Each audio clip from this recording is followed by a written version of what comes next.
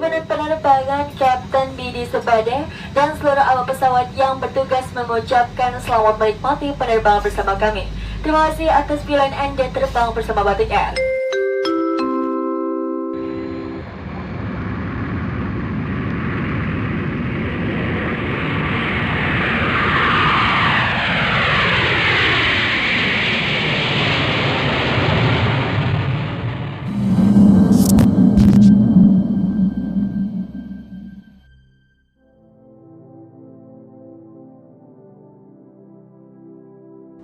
Jakarta, 10 Juli 2020 adalah tanggal yang tidak akan aku lupakan selamanya.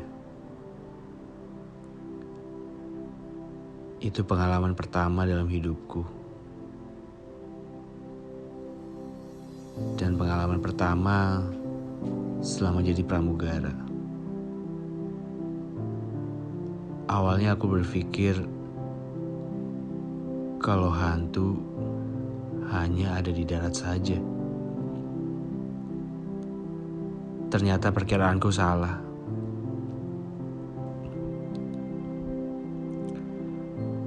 Sebut saja aku Derry. Aku salah satu kru di salah satu maskapai Indonesia. Jadwal piketku penerbangan terakhir malam itu.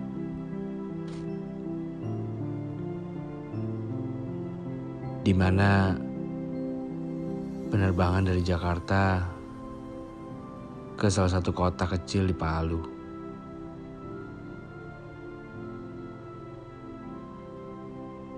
Cabin crew yang bertugas malam itu ada 5 orang.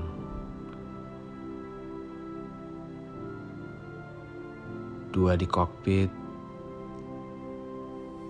2 pramugari, dan 1 pramugara, yaitu aku.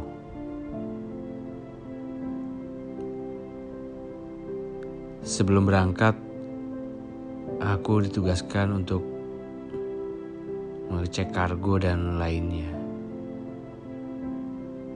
Sedangkan kedua temanku bertugas untuk mengecek para penumpang.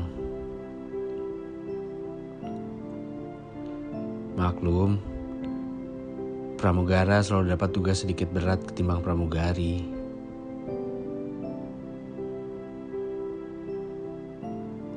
Setelah selesai menyelesaikan tugasku, aku pun berkeliling membantu mengecek penumpang.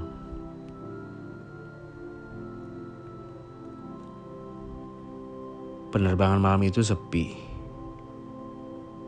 Hanya sekitar 17 penumpang saja yang kami antar.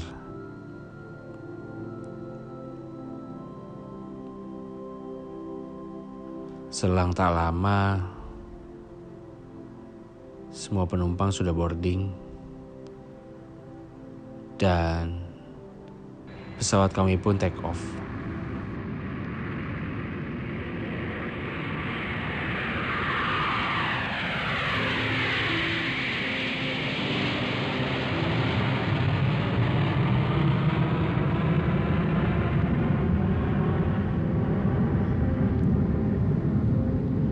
Di ketinggian 36.000 kaki, pesawat sudah terbang dengan stabil.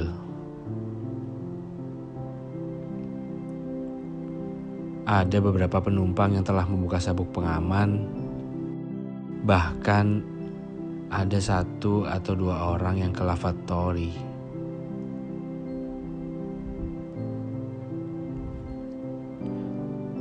Singkat cerita, karena aku pikir tugasku sudah selesai, sembari menunggu tugas baru, aku duduk dengan santai,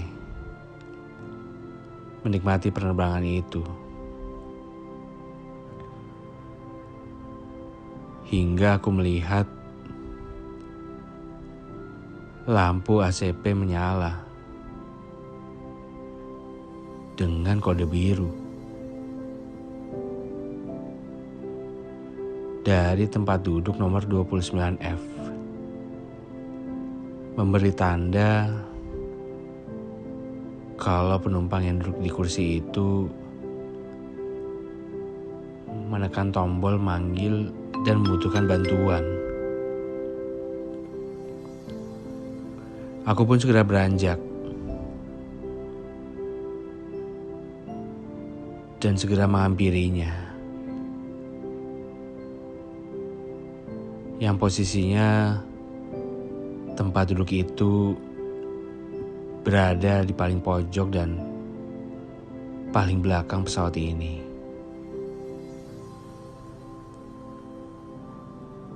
Sesampainya di sana, aku dikagetkan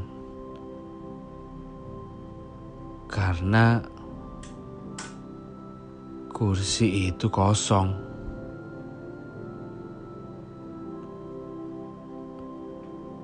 Bahkan banyak kursi kosong yang berjajar ke depannya. Tanpa berpikir buruk, aku pun kembali berjalan ke depan dan kembali duduk di ruang khusus para kru.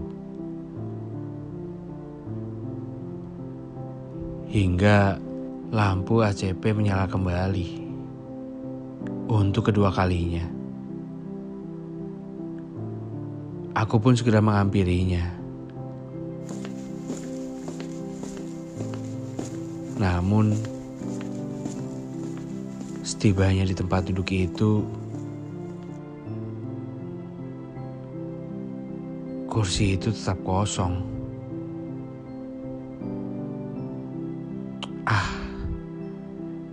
Error nih kayaknya.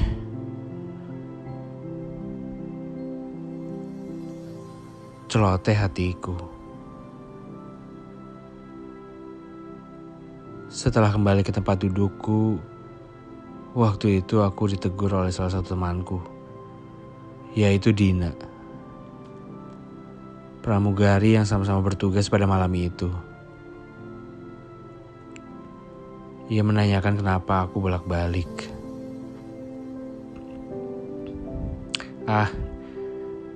Gak ada apa-apa, Din. Singkat jawabku. Karena malam itu aku agak malas untuk membahasnya.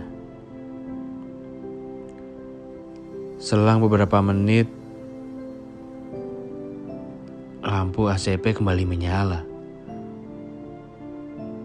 Namun memberikan kode warna orange stabil. Memberitahu kalau salah satu penumpang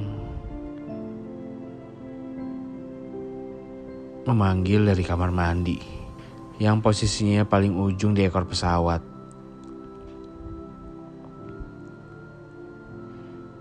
Aku pun tak berpikir apa-apa. Hanya segera beranjak dan kembali mengeceknya. Setibanya di depan pintu lavatory, aku coba ketuk. Bermaksud mau memberi bantuan. Takutnya seorang penumpang terkunci atau ada kejadian lain di dalam. Permisi, Bapak atau Ibu, ada yang bisa saya bantu? Tidak. Sambil ku ketuk berulang-ulang, namun tak ada jawaban sedikit pun.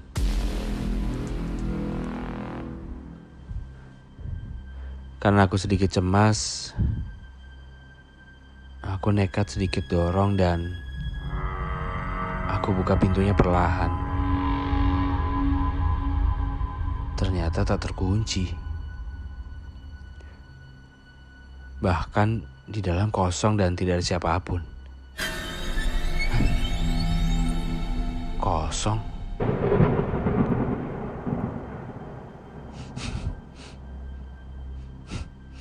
Buat apa nih?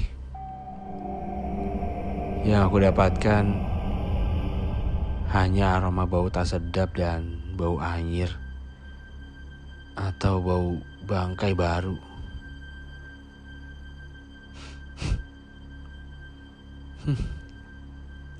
Aku pun bergegas mengambil pewangi ruangan. Aku takut tercium penumpang dan merusak nama baik maskapai ini.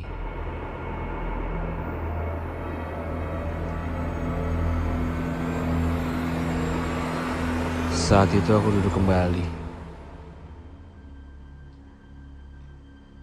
Namun mulai merasa khawatir dan mulai cemas. Memikirkan hal-hal yang baru saja terjadi. Sampai aku kembali kesal karena ACP kembali menyala. Namun memberi kode lampu orange menyala sebagai tanda detektor asap dari kamar ruangan lavatory yang sama. Untuk kesekian kalinya aku kembali cek. Namun sesampainya di sana, jawaban yang aku dapatkan sama. Kosong. Ya, tanpa seorang pun. Dan yang membuat aku heran, tak tercium bau asap ataupun asap rokok. Yang tercium hanya sisa-sisa wangi pengharum yang kusemprotkan tadi.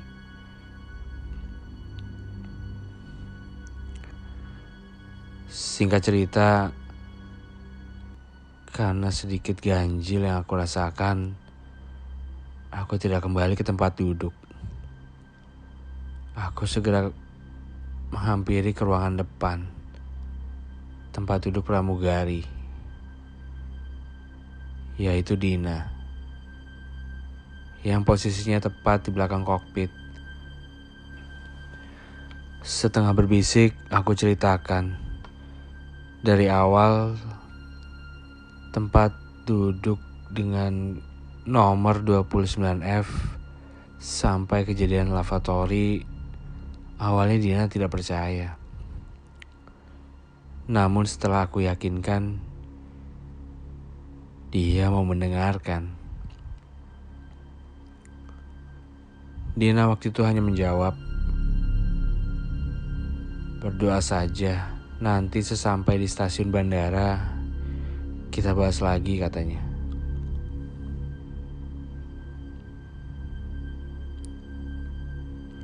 Aku pun kembali duduk di tempatku, sambil perasaanku sudah mulai tidak enak. Selang waktu, dari ruangan kokpit memberi kode kalau kami harus segera berkeliling dan segera menginstruksikan penumpang agar mengencangkan sabuk pengaman.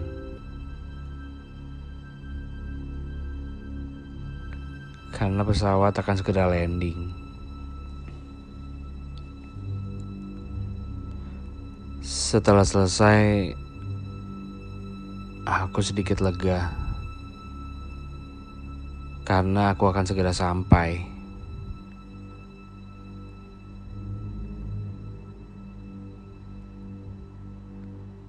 Karena mau untuk tidak memikirkan, namun kecemasan dan sedikit rasa takut menggangguku sama penerbangan.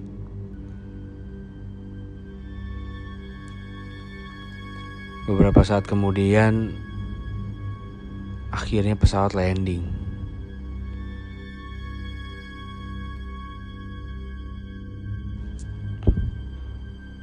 Dan para penumpang telah turun semuanya.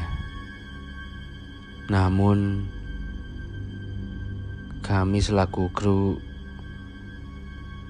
kerjaan kami belum selesai. Termasuk tugasku. yang harus kembali mengecek pesawat dari ujung ekor sampai depan. Takutnya ada sesuatu yang tertinggal.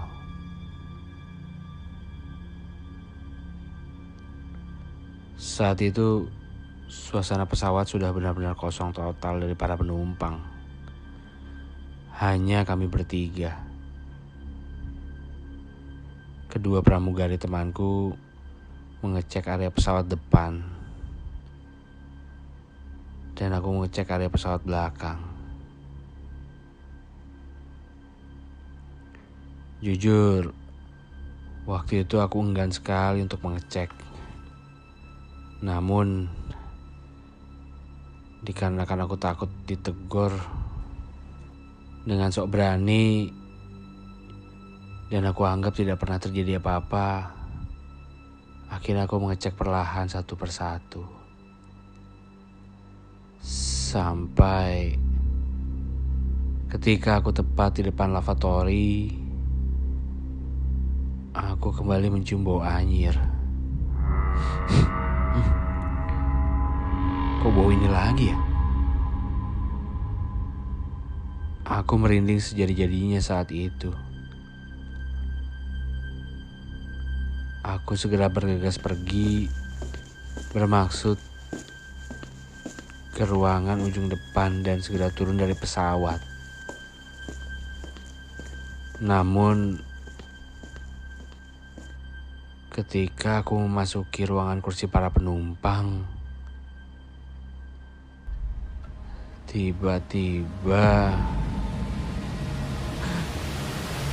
ya Tuhan, aku melihat seorang perempuan dengan berpakaian lusuh, rambut sebahu tak karuan, yang duduk di kursi nomor 29F.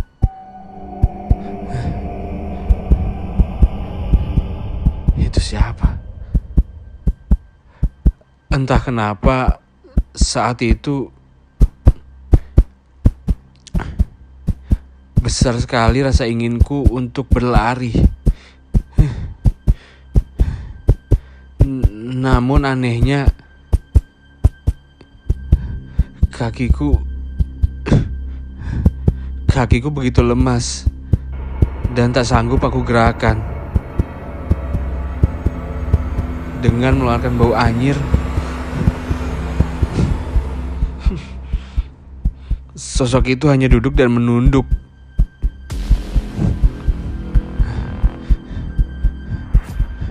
Dan seakan-akan tak menghiraukan keberadaanku.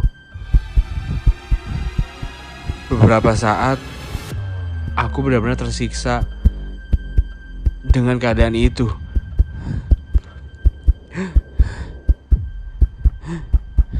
Aku benar-benar dikagetkan ada tangan menepuk pundakku. Aku spontan menengok. Ternyata itu Dina yang berkata, Der, ayo turun. Ngapain berdiri di sini? Malam itu aku tidak bisa bicara. Aku hanya menunjuk ke kursi nomor 29F.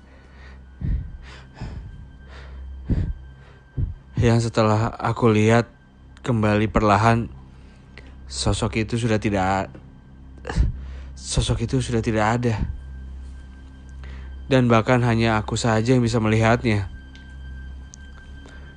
Dengan lemas aku pun coba berjalan menuju pintu depan dan segera keluar. Waktu itu Dina ngerti, makanya dia tidak bertanya lebih panjang, hanya mengajakku untuk segera turun. Sesampainya di stasiun bandara, kami berdua duduk di salah satu kursi dan mulailah menceritakan apa yang barusan aku lihat. Dan ternyata selama penerbangan Dina tidak banyak bicara ketika aku bercerita keganjilan.